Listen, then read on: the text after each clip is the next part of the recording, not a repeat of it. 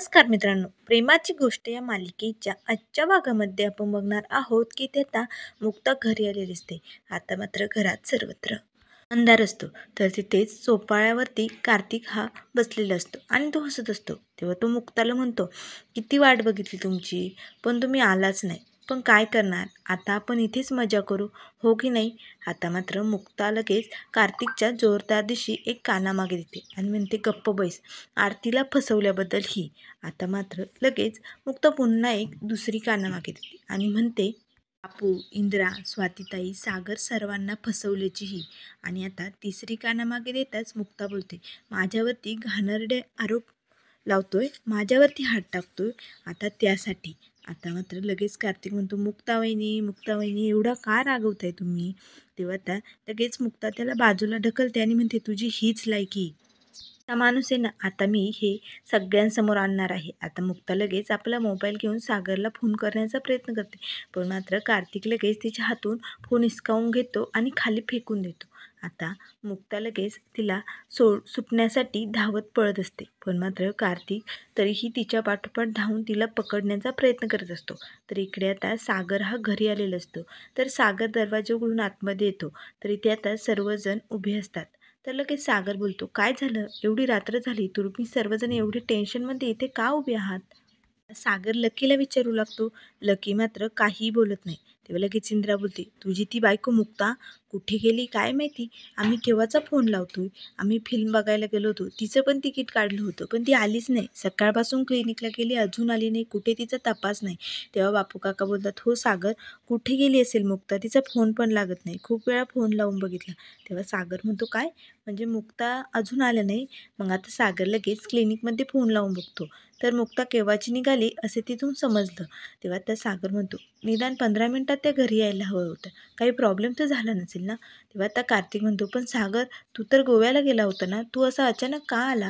तेव्हा आता सागर म्हणतो, ते महत्त्वाचं नाही, माझी मीटिंग कॅन्सल झाली त्यामुळे मी आलो आहे, आणि हो, आता मला मुक्ताला शोधावं लागेल. तेव्हा त्या सागर लगेच बाहेर येतो.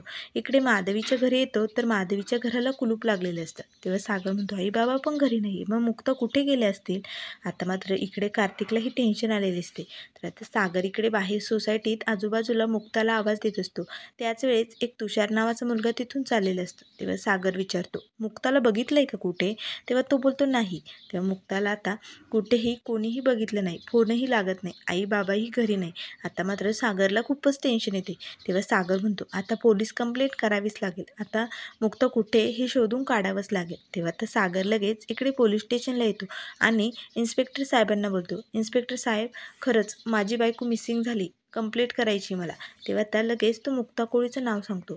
तेव्हा त्या लगेच तिकडे मुक्ताकडे बघू लागतात. तर इथे मुक्ता आता पोलीस स्टेशनमध्ये जेलमध्ये असते. आता मात्र मुक्ताला तिथे बघतात सागरलाही टेन्शन येते. तेव्हा सागर म्हणतो, मुक्ता तू इथे, मुक्ताला इथे कोणी टाकलं, मुक्ताला आतमध्ये का टाकलं, असे तर खूप प्रश्न तो इन्स्पेक्टर साहेबांना विचारू लागतो.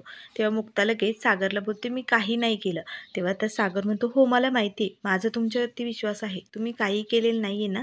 तेव्हा आता लगेच सागर आता इन्स्पेक्टर साहेबांना म्हणतो, काय करताय तुम्ही, अहो यांना का आतमध्ये टाकलंय. तेव्हा इन्स्पेक्टर साहेब बोलतात, आवाज चढून बोलू नको, जरी तुझी बायको असली तरी ती आमच्यासाठी गुन्हेगार आहे.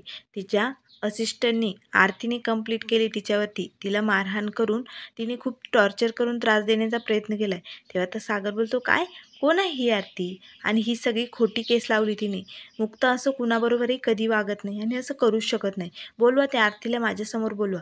तेव्हा इन्स्पेक्टर साहेब बोलतात, आवाज चढून बोलू नको, आणि आता तू आम्हाला शिकवणार आहे का आम्ही काय करायचं ते, गप्प बैस. तेव्हा सागर म्हणत असतो, हे बघा तुम्ही आत्ताच्या आत्ता यांना बाहेर काढा, सांगून ठेवतो.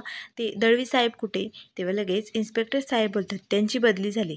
तेव्हा सागर म्हणतो, मी ना कमिशनर साहेबांनाच फोन लावतो. तेव्हा इन्स्पेक्टर साहेब बोलतात, काहीही करा, कुठेही फोन लावा, पण आता यांना सोडता येणार नाही, बेल जी असेल तर तुमचा वकील घेऊन या.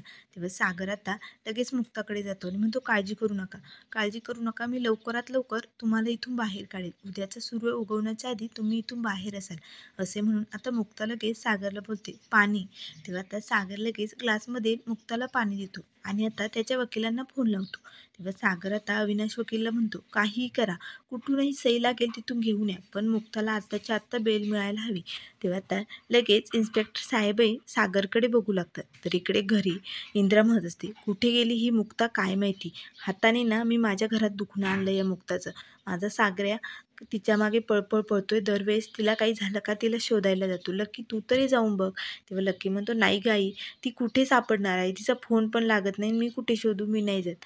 तेव्हा त्या लगेच कार्तिक बोलतो, आई तुम्ही टेन्शन घेऊ नका, मी बघून येतो. असे म्हणून कार्तिक आता इथे बाहेर येतो. तेव्हा इंद्रा बोलते, बघा बघा माझा जावई किती चांगला आहे. बघा त्या मुक्ताला शोधण्यासाठी एवढ्या रात्री बाहेर गेलाय. असा जावई कुणाला मिळतो का. आता सागरचे वकील पोलीस स्टेशनमध्ये बेल पेपर घेऊन आलेले असतात. आता मात्र लगेच इन्स्पेक्टर साहेब बोलतात, अरे बापरे खूपच फास्ट सर्व्हिस झाली, एवढ्या लवकर बेल मिळाली पण. तेव्हा त्या लगेच ते वकील बोलतात, हो खूप इमर्जन्सी होती ना, म्हणून लवकरात लवकर सगळं काही केले, सोडा आता त्यांना. तेव्हा त्या लगेच इन्स्पेक्टर साहेब सांगतात, सोडा त्या मॅडमला. तर आता लगेच मुक्ताला जेलमधून बाहेर काढलं जातं. तेव्हा सागर म्हणतो, ठीक आहे मी यांना घेऊन जातो. तेव्हा त्याचे वकील बोलतात, हो हो बाकीची प्रोसिजर मी करतो, तुम्ही जा यांना घेऊन. तर इकडे आता कार्तिक हा बाहेर सोसायटीत आलेला असतो. तेव्हा तो सावनीला फोन लावतो. तेव्हा सावनीला झालेला सगळा प्रकार तो सांगतो. तेव्हा सावनी बोलते, मूर्ख आहेस का तू, अरे मला का सांगितलं नाही हे सगळं करण्याआधी, त्या मुक्ताला तू जेलमध्ये टाकलंय. अरे बापरे आता सागर बघ, सागर आता पाताळातून तुला शोधून काढेल. कोणती आरती नावाची मुलगी आहे ना, तिच्याकडून सगळं काही खरं खरं वधवून घेईल. तुला माहिती नाही सागर कसा आहे, मी त्याच्याबरोबर राहिले, मला माहिती सागर कसा आहे. तेव्हा कार्तिक म्हणत असतो, मग काय करू, मी काही तुझा नोकर आहे का, तू सांगशील तसं करायला. अगं त्या मुक्ताला जेलमध्ये नसतं टाकलं तर आज तिच्या जागेवरती मी असतो जेलमध्ये. आणि हो आरतीला मी चांगलंच धमकावलंय, त्यामुळे ती काहीही बोलणार नाही. आता मात्र कार्तिक लगेच फोन बंद करतो. तेव्हा सावनी बोलते, या सागर मुक्ताचा संसार तोडण्यासाठी मी या कार्तिकच्या नादी का लागली असेल, काय करून ठेवलं यांनी, आता याचं काही खरं नाही. तर इकडे आता इंद्रा म्हणत असते, अहो सागरे अजून आलं नाही, कुठे असेल, एकवीर आई माझ्या सागऱ्याला व्यवस्थित ठेव गं बाई, असे आता इंद्रा देवाकडे प्रार्थना करत असते. त्याच वेळेस कार्तिकही इथे मनाशी म्हणत असतो, का कुणास ठाऊक प्लॅन तर सक्सेसफुल झालाय, जसं ठरवलं तसंच होतंय, पण मात्र कुठेतरी मनात भीती वाटते. त्याच वेळेस आता लगेच स्वाती बोलते, हे बघ आई मुक्ता आली. आता मात्र कार्तिक लगेच पाठीमागे वळून बघतो तर सागर मुक्ताला खरोखर घेऊन आलेलं असतो. आता मात्र कार्तिकला खरंच खूप टेन्शन येतं. तेव्हा मुक्ता आता शांत असते, ती काहीही बोलत नाही. तेव्हा इंद्रा बोलते, आलीस का तू, काय गं कुठे गेली होती, तुला तुझ्या आईबापांनी काही संस्कार दिले की नाही, दरवेळेस माझा पोरगा तुला शोधायला येईल. आताचे इंद्राची खूप काही बडबड सुरू झालेली असते. तेव्हा सागर म्हणतो, आई तुला काही माहिती नाही आहे ना, माहीत नसताना तू बडबड करू नको आई, शांत बैस. असे आता सागर इंद्राला म्हणून गप्प बसवतो. तेव्हा बापू काका बोलतात, अरे सागर सुनबाई काही सांगत नाही तर तू तरी सांग. तेव्हा सागर म्हणतो, मुक्ता जेलमध्ये होती. तेव्हा आता सर्वांना मात्र धक्काच बसतो. तेव्हा लगेच इंद्रा म्हणते, अगं बाई कुणाला चुकीचं औषधं दिले की काय, तू का गेली जेलमध्ये.